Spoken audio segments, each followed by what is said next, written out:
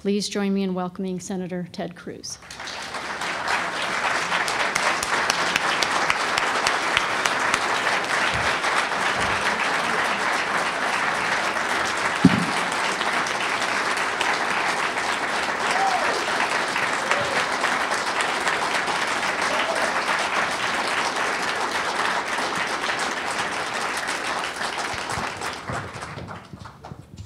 Well, good afternoon. What a blessing to be with you. I spent all week in Washington, D.C. So it is great to be back in America.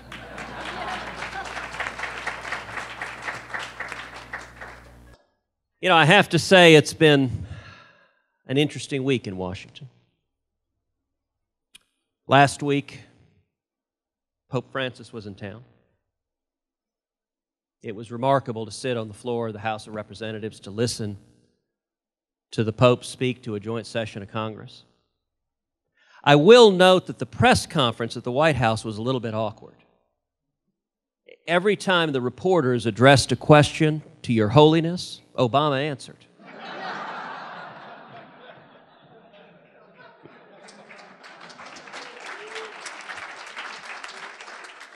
Well, and then the next day, President Xi of China was in town. Actually, media outlets all over the world reported on this momentous meeting between the world's most powerful communist and the President of China.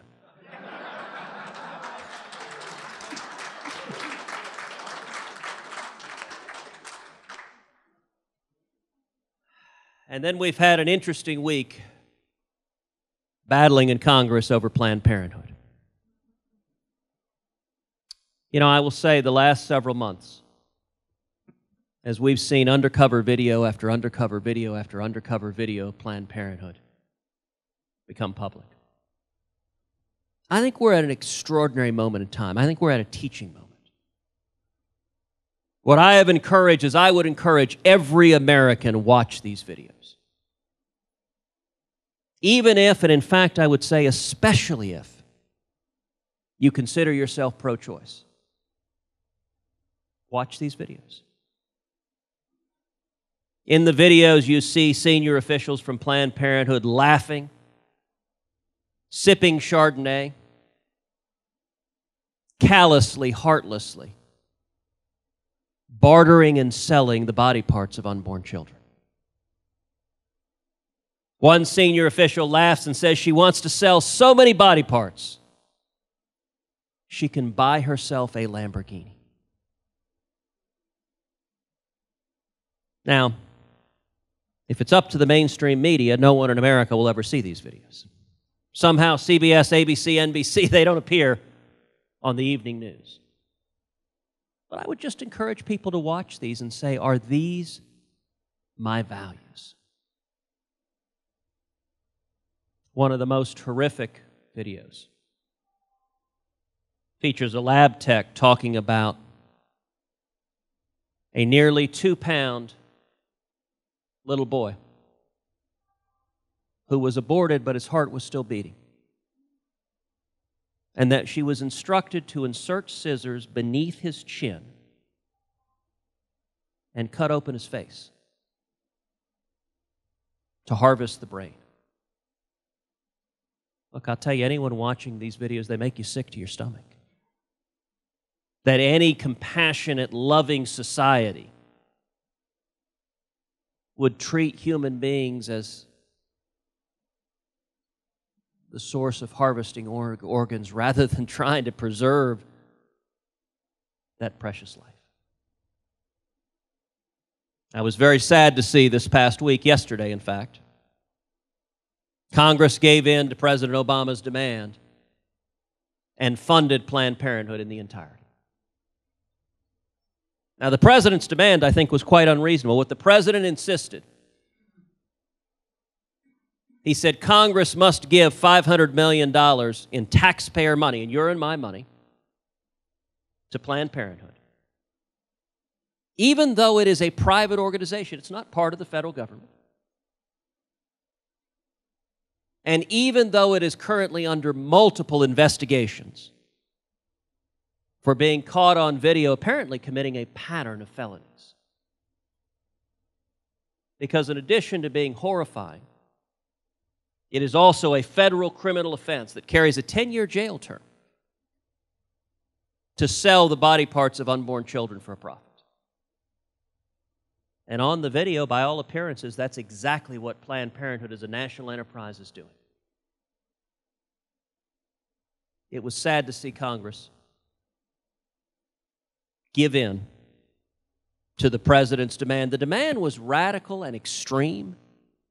What President Obama says is if Congress funds 100% of the federal government, every aspect of the federal government, but doesn't give $500 million to this private organization that is politically favored, despite being under multiple criminal investigations, that I, Barack Obama, will veto funding for the entire federal budget and shut the government down. Well, I'll tell you, I spent the last week in Washington fighting, trying to urge our leaders, just once, stand for something. Just once, stand up and fight. You know, there's a fundamental divide when you've got two sides in Washington. One side is absolutely committed to their principles. Will crawl over broken glass with a knife between their teeth to fight for them. And the other side reflexively surrenders at the outset. The very beginning of the discussion says, "Good morning, we surrender." And by the way, the key of that whole surrender is a simple and innocuous phrase that Republican leadership uses. They say, "We will have no shutdowns." Now look, to folks outside of Washington, that sounds perfectly reasonable. Generally in life, you don't shut things down. That seems like a very reasonable proposition. The problem is when you have one side that is radical and extreme and a zealot, that Obama understands, aha, here's how I get everything I want. I simply have to whisper the word shutdown, and Republican leadership will run to the hills. So President Obama says, if you don't fund 100% of Obamacare, if you don't do nothing for the millions of Americans who are hurting because of this failed law, then I, Barack Obama, will veto funding for the entire federal government and shut it down. And Republican leadership says, okay, great, we'll fund Obamacare. Obama says, if you don't fund my illegal and unconstitutional executive amnesty, I, Barack Obama, will veto funding for the entire federal government and shut the government down. And leadership says, okay, great, we'll fund amnesty too. He says, if you don't fund Planned Parenthood, and Republican leadership says, fine, we'll fund Planned Parenthood. It's a little bit like in a football analogy. If a football coach comes out at the beginning of the game, they're getting ready to flip the coin, and the coach forfeits at the outset of the game. That's right now how Republican leadership fights. People are fed up with it. But I'll tell you something. The stage is set, the condition is set for meaningful change.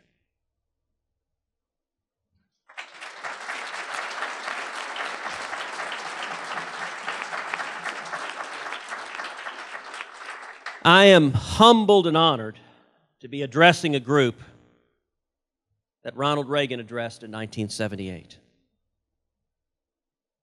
And I have no doubt that he would be proud of the legacy of the men and women in this room. I want to talk about two aspects of healthcare reform because as physicians, you're focused every day on preserving life. You know, my wife, Heidi, comes from a family of doctors. Just about her entire family, there are basically four professions in the family. They are doctors or dentists, nurses or dental hygienists. That is every uncle and aunt. That is grandparents. And then my wife went to business school and became a banker.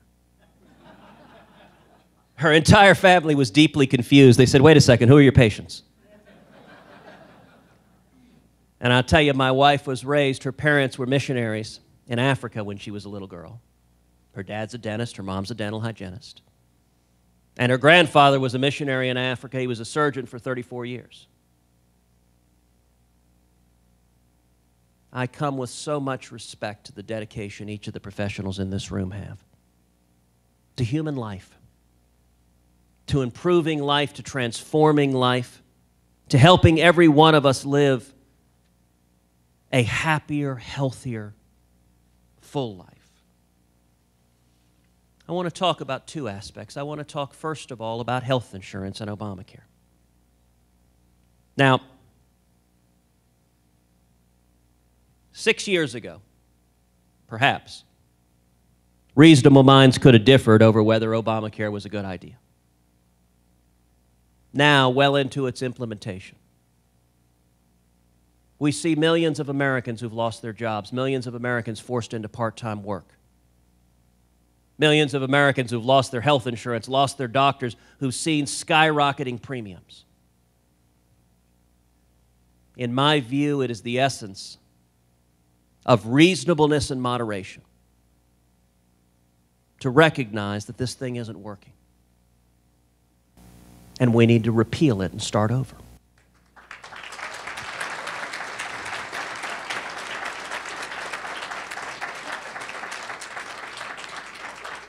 Just last year, on average, non-group health insurance rates increased by 50%. No one knows better than each of you that Obamacare is making it harder and harder for physicians to practice medicine and to deliver patient-centered health care. And if that's not enough, today, October 1st, marks the first day of the ICD-10 coding mandate, which each of you will see in your practice costing tens of thousands or even hundreds of thousands of dollars that could better be spent on providing health care to patients instead of dealing with mindless government bureaucracy. In 2005, nearly two-thirds of medical practices were doctor-owned. Today, that number has dropped to less than half. More and more doctors are selling their private practices and moving to becoming salaried employees at hospitals. For example, the number of cardiologists employed at hospitals more than tripled between 2007 and 2012. And it's not just hospitals that are consolidating. The big five insurance companies are now the big three. This shift away from physician-run practices into giant hospitals and corporate conglomerations is not a good development for the practice of medicine. It's not a good development for caring for patients. But it is the inevitable result of more and more government control and mandates in the practice of medicine. Now, no single issue has occupied more of my time in the United States Senate than fighting Obamacare.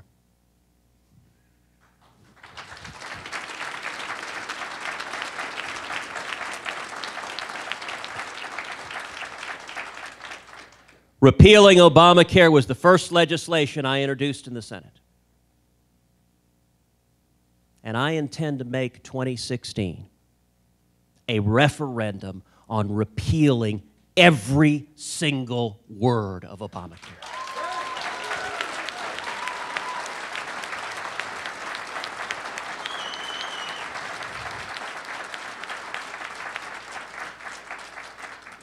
Now, let me talk a little bit about how you get that done.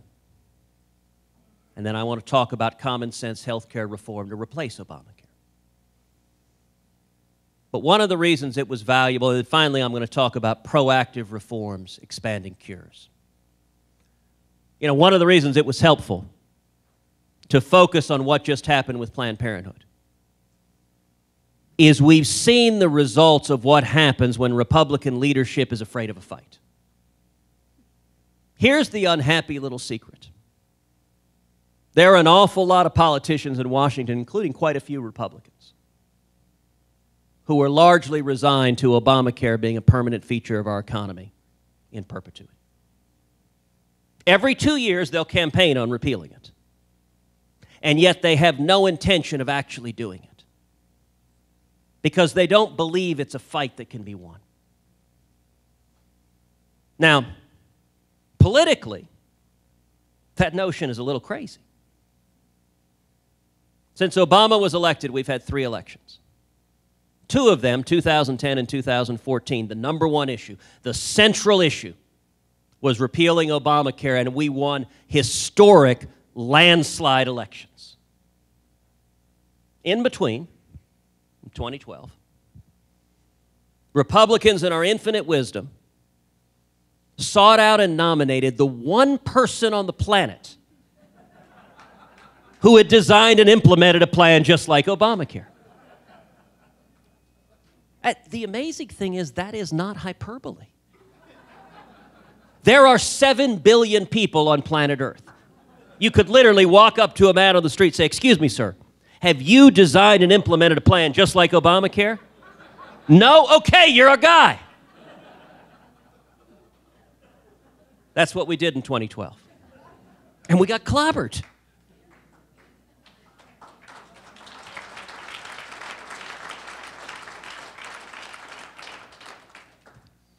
You know, for all the naysayers who say we can never repeal Obamacare, it's worth hearkening back to Ronald Reagan's address to this same group in 1978. I want you to imagine, in 1978, if Ronald Reagan had stood up and said the following: "If I'm elected president, we will cut the top marginal tax rate from 70% to 28%.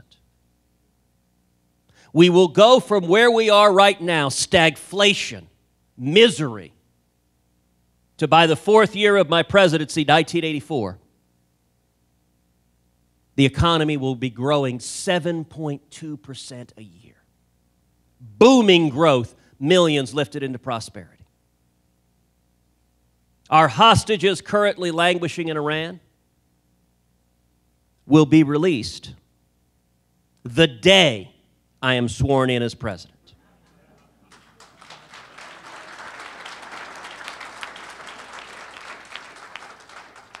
And within 10 years, we will win the Cold War and tear the Berlin Wall to the ground.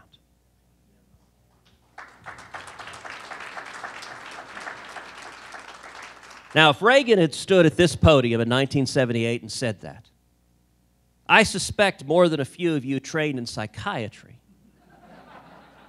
might have thought you got a new patient. He would have been dismissed as clinically insane. But here's what Reagan understood. He understood the power of going to the people. You know, Reagan in 78, 79 didn't fly to Washington and sit down with the old bulls in Washington. You know what? Republican leadership was every bit as ineffective in the 70s as it is today.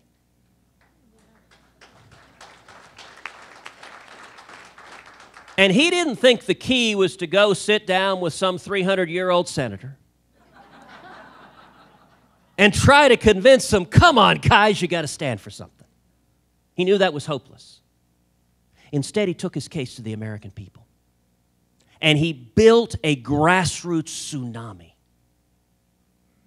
that changed the incentives in Washington. You know, there's an old joke that politics is Hollywood for ugly people. My wife says I resemble that remark. But how do you change the incentives? You make it politically more risky to do the wrong thing than it is to do the right thing.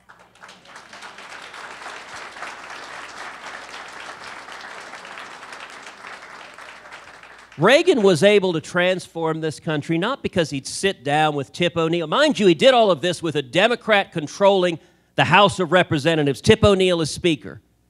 And it wasn't his Irish charm and having a drink with tip that did it. It was the fact that the American people rose up in incredible numbers and a bunch of politicians said, holy cow, either I go along with what the people are asking for, or I'm actually going to have to find an honest job.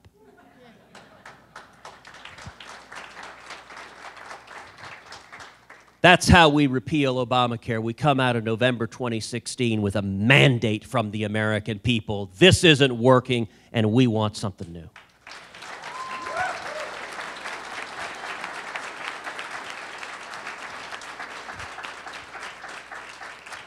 Now let's talk about what that something new looks like. I think health care reform should follow some general principles. It should expand competition and the marketplace. It should empower consumers and patients to make health care decisions in consultation with their doctors. And it should disempower government from getting in between doctors and their patients.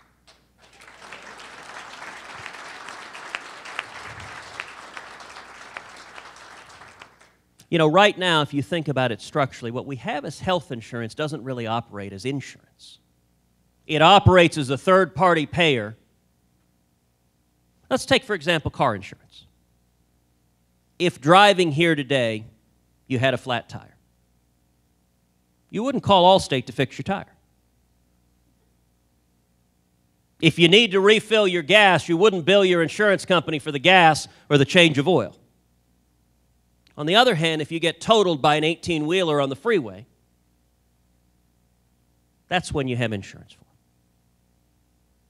So what are three specific reforms that reflect those principles? Number one, we need to allow people to purchase health insurance across state lines.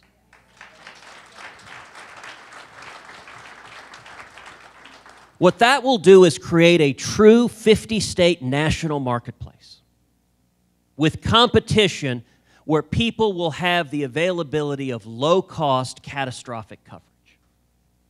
The biggest barrier to access, if you look at the people that don't have insurance, is cost. They say, I can't afford it. If you want more access, what do you want? You want more choices and lower cost. What does Obamacare do? Fewer choices and higher cost. The second thing is we should expand health savings accounts so people can save in a tax-advantaged way for more routine medical care.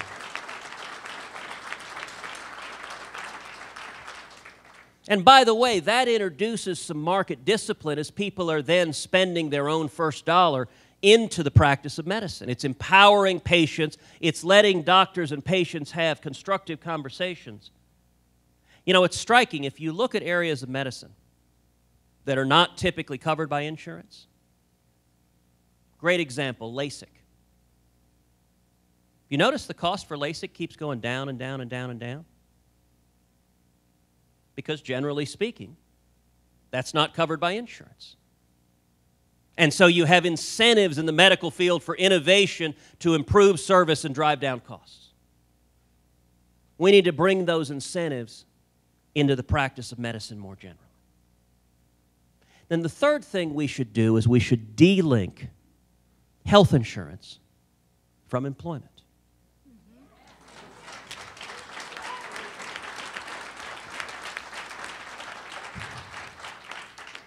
You know, I know most of the folks here are aware of this, but a lot of people generally are not. That the history of health insurance being tied to our jobs is actually a bit of an anachronism. It arose coming out of World War II, when there were wage and price controls in effect. And employers couldn't recruit new employees by offering higher wages. So what they began doing instead is offering perks, offering things like health insurance, and the tax laws advantage that. Problem is, we don't live in the 1950s anymore. We don't live in a world where someone goes to work for one company for 40 years, retires, and gets a gold watch. We live in a mobile, transitory 21st century world where people move from job to job, from state to state, from industry to industry. And the problem is, if you lose your job, you don't lose your car insurance. You don't lose your life insurance or your house insurance. There's no reason on earth you should lose your health insurance.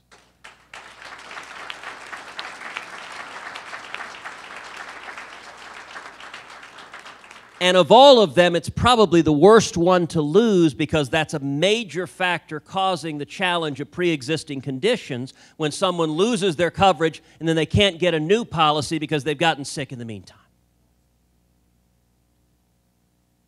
Now, I think the American people, given a choice between big government mandates driving away their jobs, forcing them into part-time work, driving away their health insurance coverage, driving up their premiums, versus health insurance reform that empowers them and makes health insurance personal and portable and affordable, I think the American people will make a clear choice away from what's not working and towards something that empowers each and every one of us.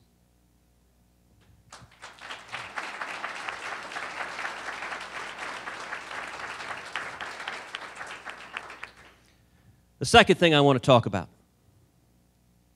is we need a supply-side revolution that spurs medical innovation. America has always been a pioneering place. The first light bulb, telephone, airplane, and smartphone were all created in America. The same has been true for medical innovation. Many of the best doctors and scientists in the world have achieved the unimaginable. And yet there are far too many being denied the opportunity to save lives today.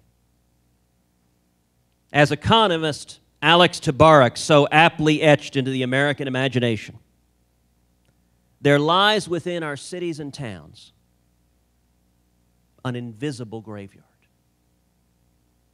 One that keeps stealing the lives of loved ones who fall victim to uncured diseases such as Alzheimer's, cancers, and Parkinson's. We'll never know how many could have been saved through breakthrough research. But we can work to save millions who will otherwise fall prey to those diseases. We need to open a new era of medical innovation. And the primary inhibitor to new research and new innovation is government itself and its time-tested ability to stifle innovation. That's exactly what the Food and Drug Administration is doing today in so many areas across medical research. We are on the cusp of revolutionary medical advancement. And yet the Food and Drug Administration operates in decades-old methodology. The FDA model assumes that the biology of patients is largely the same. So they only approve drugs that apply to a broad spectrum of patients and harm close to no one. That method may work to fight smallpox and cholera, but diseases like cancer and Alzheimer's don't necessarily work that way. They are highly tailored to the individual's genetic makeup. We now have tools to reveal these biological differences at the most basic level. As all of you know, biomarkers or signs at the molecular level can determine many indicators for diseases before the symptoms ever appear.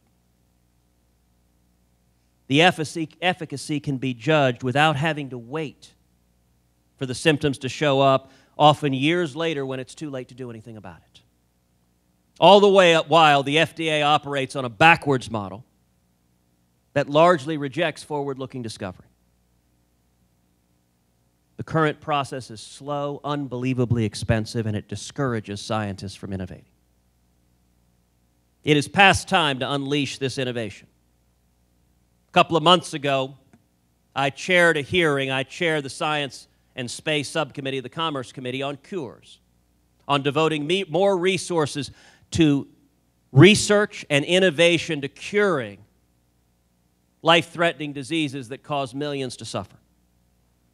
And today I want to announce new legislation that I'm introducing in Senate to reform the Food and Drug Administration.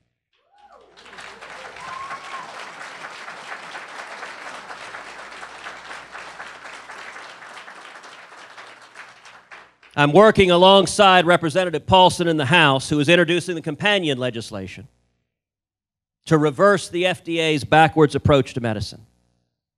Right now, many drug companies and innovators are fleeing the U.S. market. Just this week, the Wall Street Journal reported that biotech stocks have dropped another 6%. And that's after the 13% slide last week.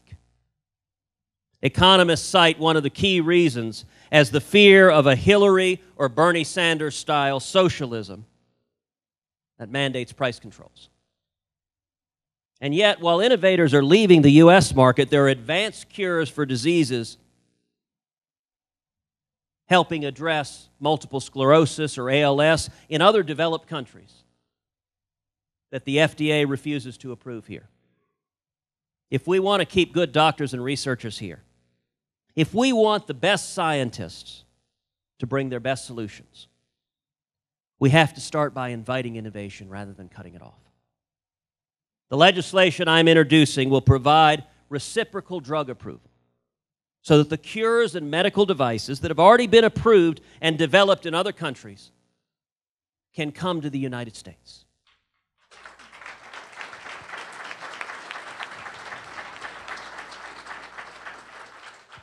If the EU or Japan or other major developed countries have already approved a new drug, a new medical device, the bill requires the FDA to respond to the sponsor within 30 days of their submitting an application for its approval. In addition to dramatically speeding up the process here at home and reducing the costs, the legislation grants Congress the authority to override the FDA's disapproval.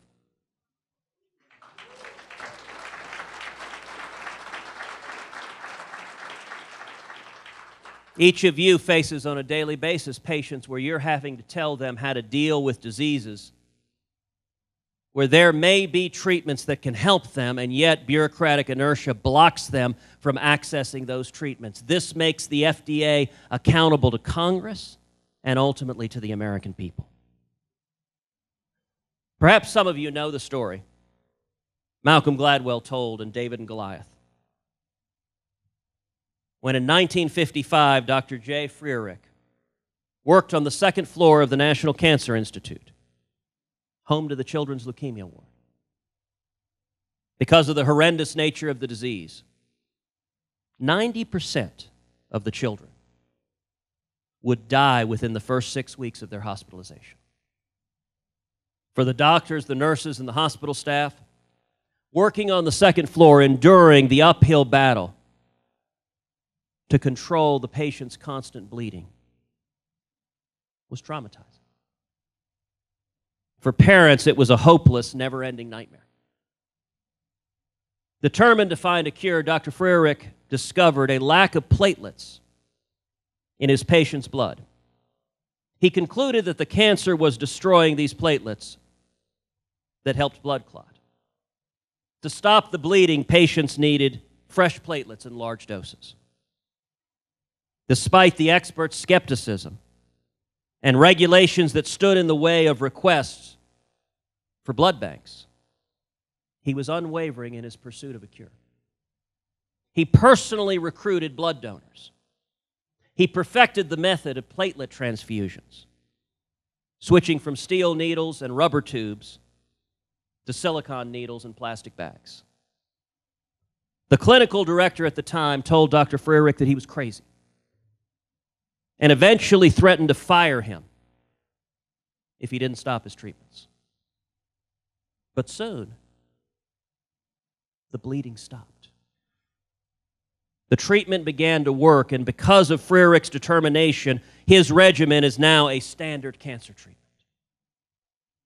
His innovation alleviated suffering to an almost incomprehensible extent and saved thousands of children who are now achieving their dreams. We can pave the way for the next life-saving cure. In the year 2015, it's estimated that almost 600,000 Americans will face cancer. Another 700,000 with Alzheimer's disease are expected to die this year. My grandmother died of Alzheimer's. It is truly a horrific disease. Nearly 500,000 in the United States suffer from the effects of Parkinson's disease. 750,000 suffer strokes each year. And nearly 26 million people are afflicted with diabetes. And 95% of rare diseases currently have no recognized treatments or cures, leaving most of the 30 million patients afflicted by them with few or no options. Just one cure could save millions of lives. It's time for government to get out of the business of standing as an impediment to life-saving technology.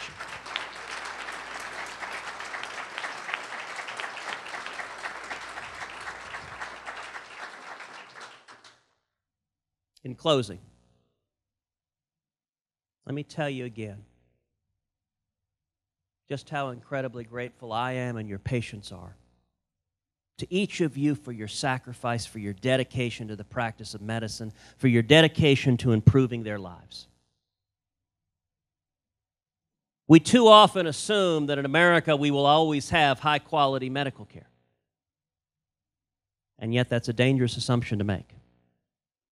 I'm reminded of Reagan's speech in front of this group in 1978 before he was elected president. Reagan at the time said, quote, "Government pays a very small price for the damage it can do a citizen, an institution, or a business or industry. Government harassment or interference does not stop with one profession alone. Who better than those associated with medicine could pass the word on that you cannot socialize medicine without socializing the patient?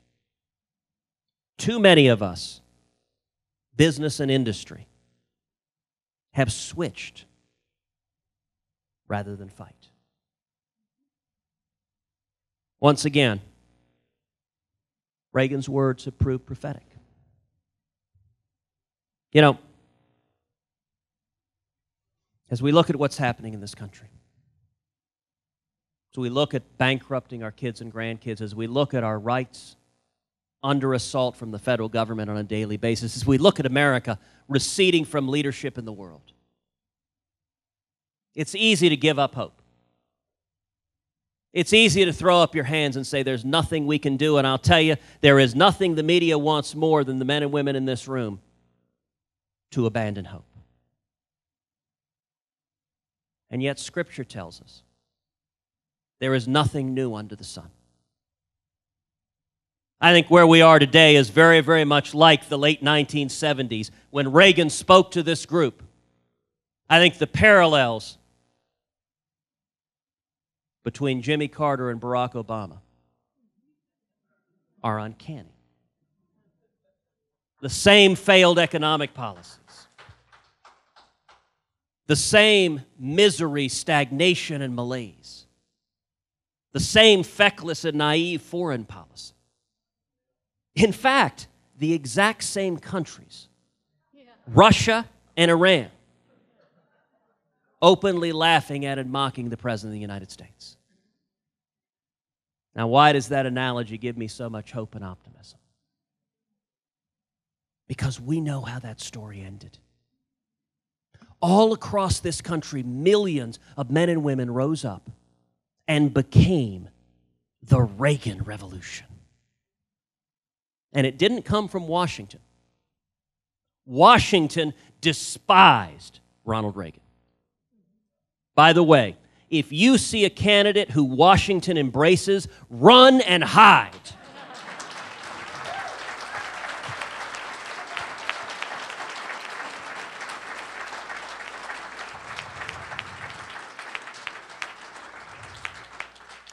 It came from the American people, and it turned this country around.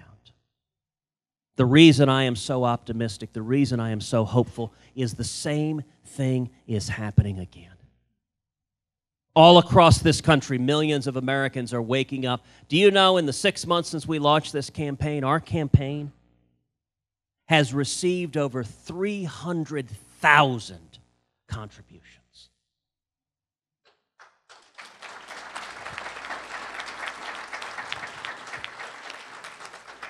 That's the power of the grassroots. It is happening all over this country, and I want to thank each and every one of you for standing up for your patients, standing up for your principles, standing up for your freedom. 58 years ago, my father fled Cuba with nothing. He had been imprisoned. He'd been tortured in Cuba. And when he came to America in 1957, he had $100 in his underwear. He washed dishes making 50 cents an hour. He worked full-time. He paid his way through school. He went on to start a small business with my mom. Today, my dad's a pastor. He travels the country preaching the gospel. When I was a kid, my dad used to say to me over and over again, when we faced oppression in Cuba, I had a place to flee to. If we lose our freedom here, where do we go? That is why each and every one of us is here.